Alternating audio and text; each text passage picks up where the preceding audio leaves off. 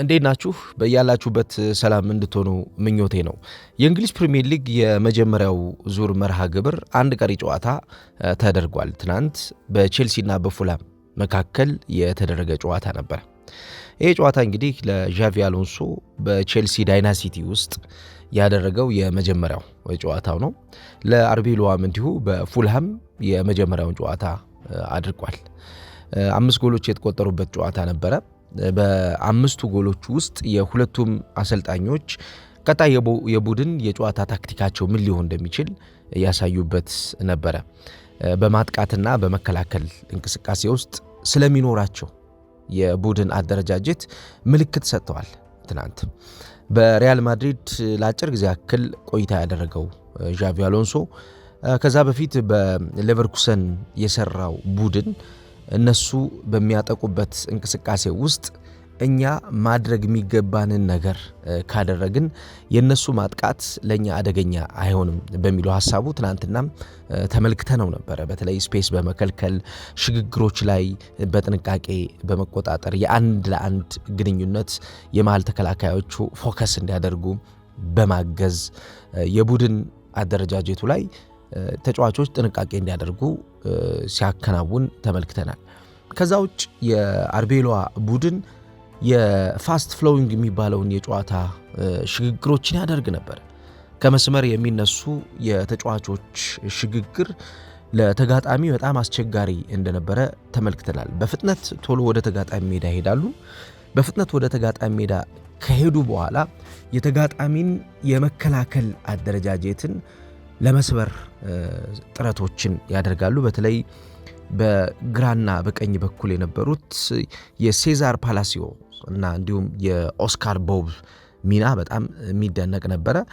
ከነሱ መካከል የቆመው ወጣቱ ተጫዋች አይን ውስጥ የገባው ወጣቱ ተጫዋች ጎንዛሎ ጋርሲያ እንዲሁም ከሱ ጀርባ ያለው ጆሹዋ ኪንግ በጣም ጥሩ ጊዜ አሳልፏል። የሚገርመው ነገር ትናንትና በነበረው የሁለቱ ቡድኖች ጨዋታ በእንቅስቃሴ ከተመለከትን የፉልሃም የማጥቃት እንቅስቃሴ ሰፖርት የሚደረግበት መንገድ የህብረት ንክኪዎችን አድርገው ነው ወደ ተጋጣሚ ሜዳ የሚገቡት የነበረው።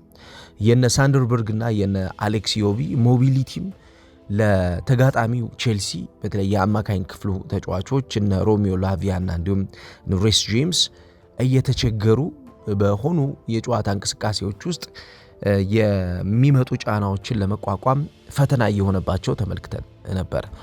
የሌቪ ኮልዊል እና ማክሰስ ሎክዋ የነበራቸው ጥምረት በመከላከል አደረጃጀት ውስጥ ቼልሲ ባለፉት ዓመታት የተቸገረባቸውን ነገሮች ሊሰጡት እንደሚችሉ ምልክት ሰጥተዋል።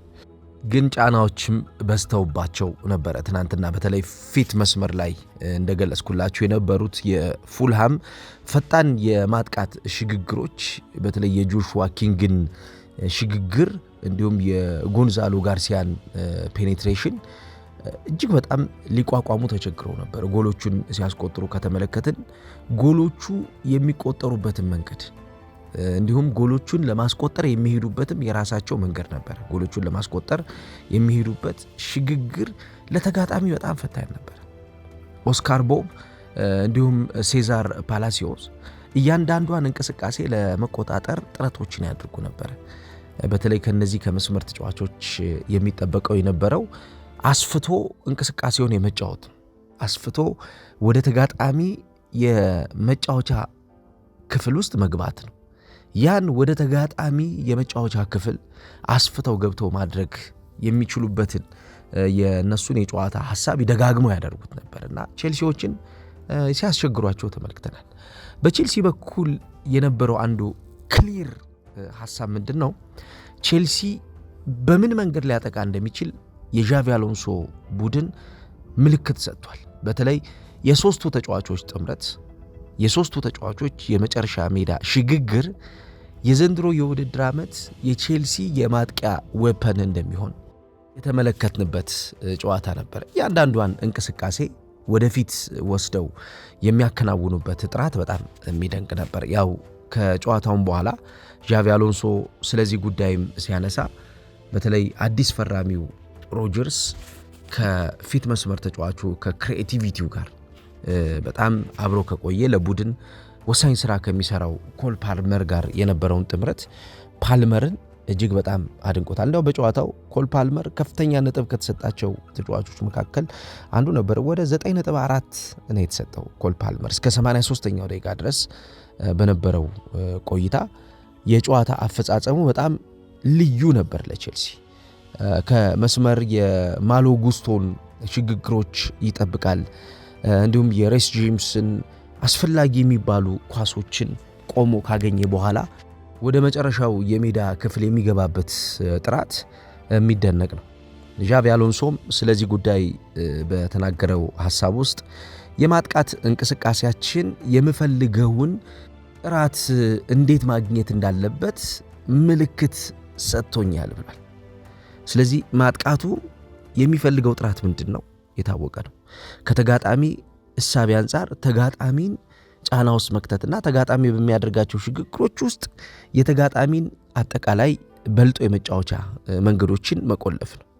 የዣቪ አሎንሶ በባየር ሌቨርኩሰን በነበረበት ሰዓት የነበረው የጨዋታ ታክቲክ ምንድን ነው? እነሱ ይጫወቱ፣ እኛ ስፔስ እንከለክላቸዋለን። እነሱ መጫወት የሚፈልጉትን ስፔስ ከከለከልናቸው የነሱ የጨዋታ መንገድ በእኛ የጨዋታ እንቅስቃሴ ቁጥጥር ውስጥ ይገባል ነው። ስለዚህ የሚከለክለው በተለይም የሚመጡበትን ቀጠና በተጫዋቾች ኦቨርሎድ በመከልከል የሚመጡበት ሌኖች እንዲጠቡ በማድረግ ኳሱን መልሰው የሚያገኙበትን ጊዜ በማስረዘም፣ ይሄ በጣም መሰረታዊ ነገሩ ኳስ መልሰው የሚያገኙበትን ጊዜ ማስረዘም። በኳስ እንቅስቃሴ ውስጥ ፎር ዘ ሴክ ኦፍ ነው ፎር ዘ ኤም ኦፍ ነው ንክኪዎችን አድርጎ ማብዛት ያለብኝ የሚለው ይህንን ዣቪ አሎንሶ ደጋግሞ ይናገረዋል። በተለይ በእንቅስቃሴ ኳስን ይዘ ስትቆይ ዓላማ ሊኖርህ ይገባል። ኳሱን መያዝ ስላለብህ አይደለም ይዘ መቆየት ያለብህ። ስለዚህ ኳሱን ይዘ የምትቆይበት ዓላማ ካለ ፖሴሽን ዊዝ ፐርፐዝ ነው የሚለው። አሁን የትናንትናው የቼልሲ የጨዋታ እንቅስቃሴ ፖሴሽን ዊዝ ፐርፐዙ ምን እንደሆነ ተመልክተናል። በዓላማ ነበረ ይጫወቱ የነበሩት በእንቅስቃሴ። አሁን የቼልሲ የመጀመሪያው የጨዋታ ቅርጽ የነበረው ወደ 3-2-5 ይሆንና እንደገና ወደ 3-4-2-1 ይመጣል። ትናንት በ3 የተከላካይ መስመር ተጫዋቾች ይጀምራል።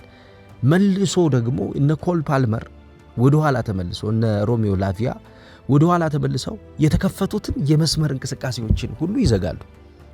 ይሄ የዊንግ ባኮቹ ሚና ማጥቃት ላይ ብቻ ትኩረት ያደርጋል። የዊንግ ባኮቹ ሚና ኮምፎርታብል ዲፌንሲቭ ሲቹዌሽን እንዲኖር የማድረግ ግዴታ ነው። የተመቻቸ የመከላከል አደረጃጀት እንዲኖር ይፈልጋሉ።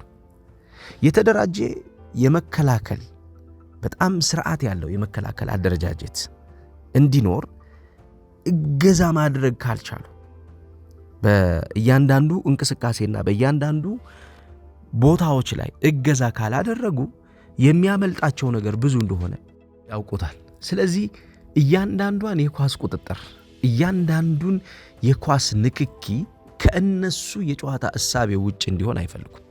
ትናንትናም የነበረው ነገር አሁን የቼልሲ የቡድን እንቅስቃሴ ያን የሚያሳይ ነው። አግሬሲቭሊ እነዚህን ነገሮች መልሶ ለማግኘት ጥረቶችን ያደርጉ ነበር። አግሬሲቭሊ ከእጃቸው የሚወጣውን ነገር መልሶ ለማግኘት ስራዎችን ይሰራሉ። ምክንያቱም ከእጃቸው የሚወጣው ሁኔታ፣ ከእጃቸው የሚወጣው እንቅስቃሴ ለነሱ ፋየርባክ የሚያደርገው ነገር በጣም ብዙ ነው። በጣም ከፍተኛ ጫና ነው ያለው። ስለዚህ ይሄን ከፍተኛ ጫና መቋቋም የማይችሉበት ሁኔታ እንዳይገባ ምንድነው የሚያደርጉት?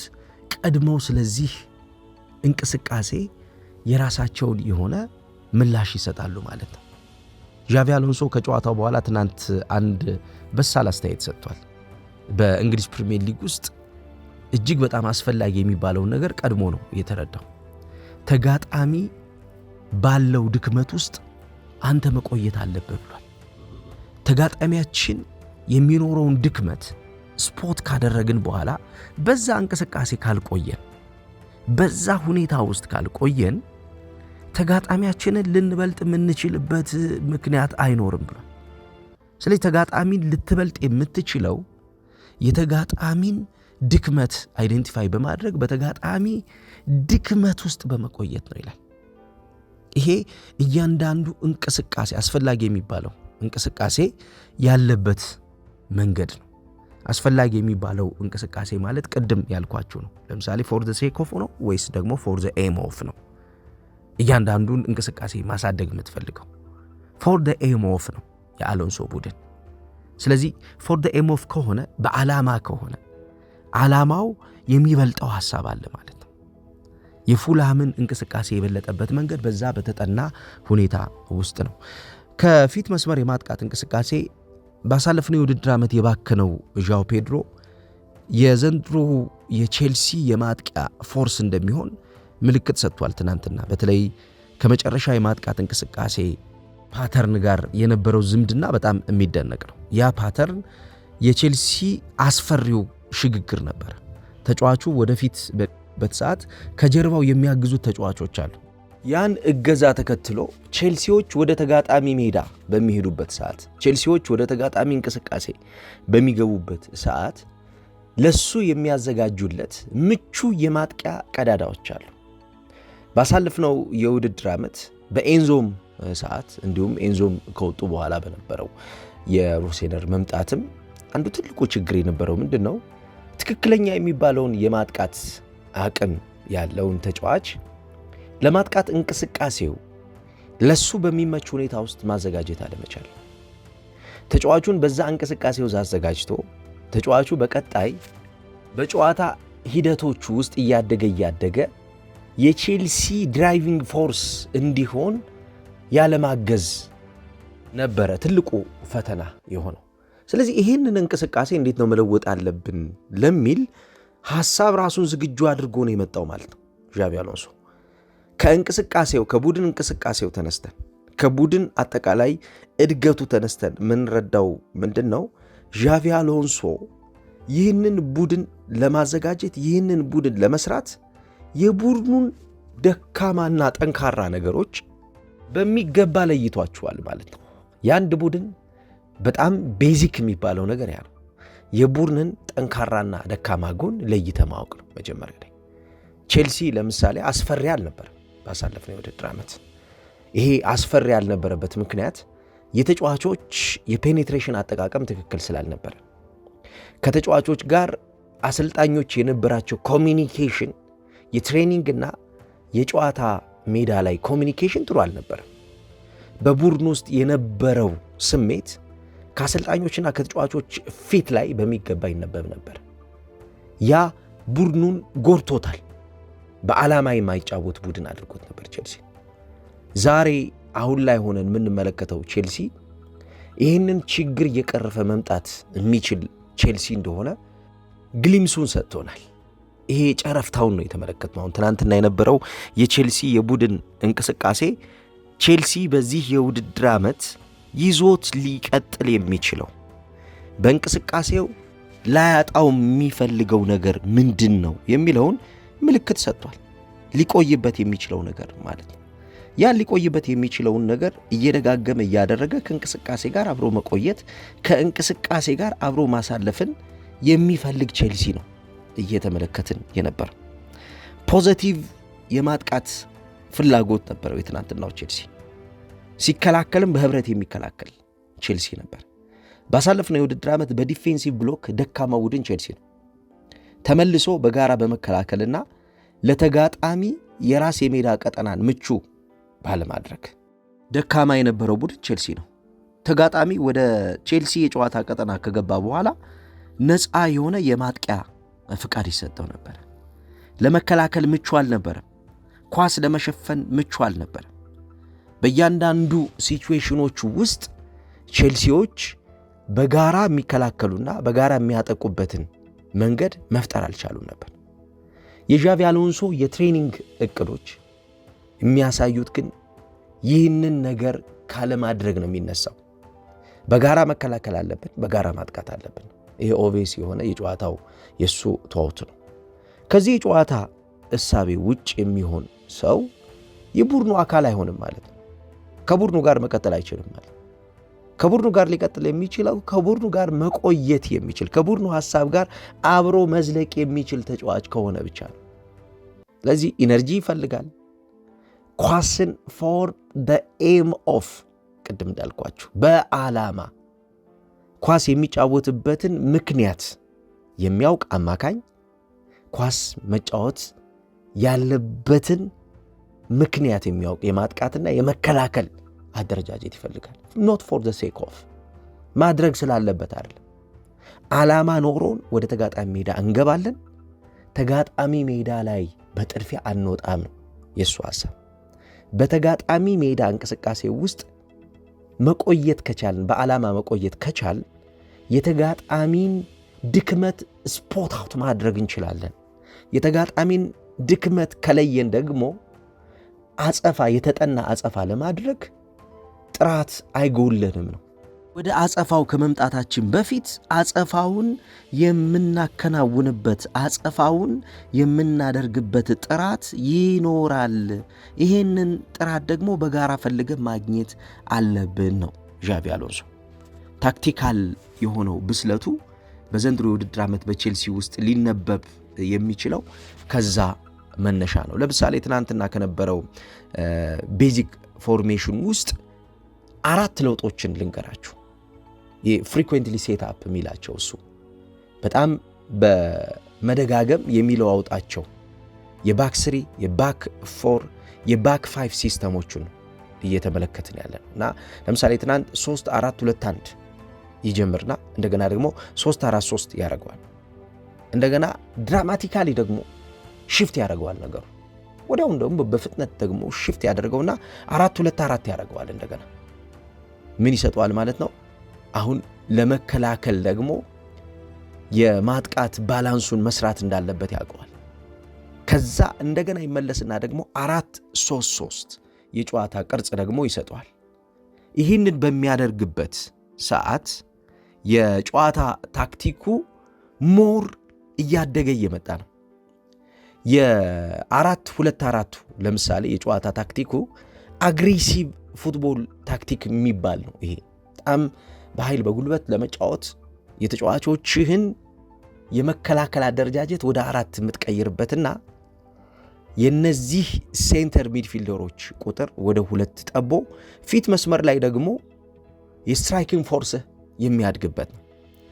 ይሄ ሄቪ ፕሬሸር የሚፈጥር ለተጋጣሚ ቡድን የመጫወትን እንቅስቃሴ በማፈን የተጋጣሚ ቡድን የተከላካይ መስመር ተጫዋቾች ጫና ውስጥ ቶሎ እንዲገቡ የሚያደርግ ነው።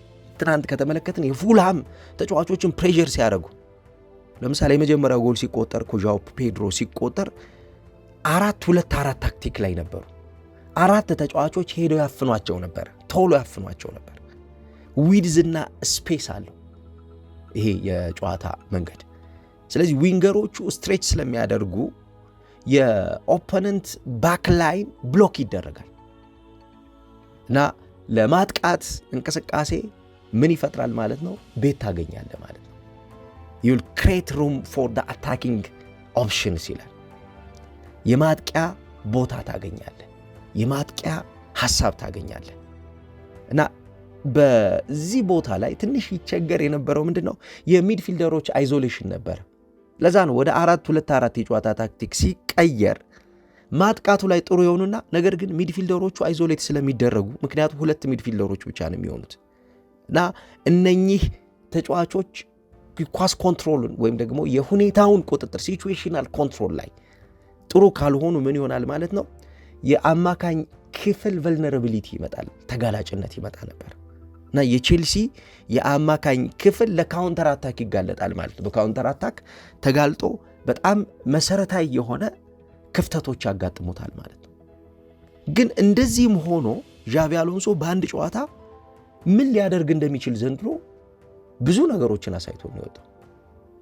በ3 ተከላካዮች፣ በ4 ተከላካዮች፣ በ5 አማካኞች፣ በ4 አማካኞች፣ በ2 አማካኞች እየተጫወተ ይሄ ፍሌክሲብል ሆኖ እንቅስቃሴውን እየመራ ለእንቅስቃሴው የሚሆነውን ነገር እየደጋገመ እያደረገ ተመልክተነዋል ማለት ነው። ስለዚህ ብስለትን ቼልሲ ዘንድሮ ዴቨሎፕ የሚያደርግ ከሆነ በተለይ የፉልሃሙ ጨዋታ የተወሰነ የሰጠው ምልክት አለ። ብዙ የቤት ስራ ይኖርበታል። ይህንን የቤት ስራ የሚሰራበት ግን ዋነኛውና ትልቁ ነገር ምንድነው? ምልክት አግኝቷል። ቼልሲ የሆነ ፖዚቲቭ የሆነ ምልክት አግኝቷል። ይህንን ፖዚቲቭ የሆነ ምልክትን መደጋገም ነው አሁን በቼልሲ ውስጥ ያለው አንዱ ትልቁ ነገር። በቀጣዮቹ የጨዋታ ቀናቶች ዛሬ ያሳየነውን መልካም ነገር እንደጋግማለን ብሎ ራሱ በቀጣዮቹ የጨዋታ ቀናቶች ዛሬ ያሳየነውን መልካም ነገር እንደጋግማለን የሱ ሐሳብ። ስለዚህ በቀጣዮቹ የጨዋታ ቀናቶች ዛሬ ያሳየውን መልካም ነገር መደጋገም የሚችልበት ሐሳብ ካለ ያ ለቡድኑ ፖዚቲቭ የሆነ ነገር ይሰጠዋል ማለት ነው። ለቡድኑ ጥራት ያለው ፖዚቲቭ የሆነ ነገር ይሰጠዋል ማለት ነው። ስለዚህ ከስትራክቸር ጋር በተያያዘ የሚቸገርበት አይነት ሐሳብ አይኖረው። ስትራክቸሩን ቶሎ ሪፎርም እያደረገ ስትራክቸሩን ቶሎ እያስተካከለ ቶሎ እየሰራ ቢልድአፖቹን ፕሮግሬሲቭ የሆነ ቢልድአፖቹን እየደጋገመ እያደረገ ለተጋጣሚ አስቸጋሪ ቡድን እንደሚሰራ ግልጽ ነው። ከትናንትናው የዲፌንሲቭ ስትራክቸር ኤንድ ፕሬሲንግ ውስጥ ለምሳሌ ሲንክሮናይዝድ ካውንተር ፕሬሲንግ ላይ የሚያደርገው የኢሚዲየት ካውንተር ፕሬሲንግ ሲስተሙ በጣም የሚደነቅ ነው። በጣም ያልተጠበቀ የሚባል በጣም ቶሎ በፍጥነት ጫና ውስጥ የሚከት ፕሬሲንግ ያከናውን ነበር። ኢሚዲየት ካውንተር ፕሬሲንግ ቶሎ ያከናውን ነበር። ይሄ ደግሞ ከተጋጣሚ እንቅስቃሴ ከሚፈጠረው ክፍተት በመነሳት የተጋጣሚን ፕሬሲንግን ወዲያውኑ የሚፈጽምበት የተጋጣሚን ፕሬሲንግ ወዲያውኑ ኤክስኪዩት የሚያደርግበት መንገዱ። ስለዚህ ከእንቅስቃሴ አንጻር የሚያስፈልገውን ነገር እንዴት ማድረግ አለብኝ፣ የሚያስፈልገውን ነገር እንዴት ነው መስራት ያለብኝ ለሚለው ትልቁን ነገር አከናውኖ ነው ትናንትና በነበረው ጨዋታ ያወጣው። ስለዚህ ምልክቶቹ የቼልሲ ደጋፊዎችን ያስደሰቱ ምልክቶች ናቸው። በቀጣይ ግን ትልቅ የቤት ስራ ይጠብቋል። አሁን ቼልሲ እጅግ ያደገ የቤት ስራ ይፈልጋል። ይህንን ለመቀጠል ግን ያለኝ ነገር ምንድነው የሚለውን ማወቅ ነው። ይህንን ደግሞ ዣቪ አሎንሶ ኦሬዲ አውቆታል፣ ያለውን ነገር አውቆታል። ያን ነገር ማሳደግና መደጋገም ነው የሱ ትልቁ የቤት ስራ የሚሆነው ማለት ነው። ስለዚህ በቀጣዮቹ ሳምንታቶች እንግዲህ በፕሪሚየር ሊግ ውስጥ ትልልቅ የሚባሉ የጨዋታ ቀናቶች አሉ። በእነዚህ የጨዋታ ቀናቶች ደግሞ እንዴት ኦፕሬት ይደረጋል የሚለው ቡድኑን እየተመለከትን ታክቲካልና ሐሳባዊ የሆኑ ምልከታዎችን ወደ እናንተ የማደርስ ይሆናል ማለት ነው።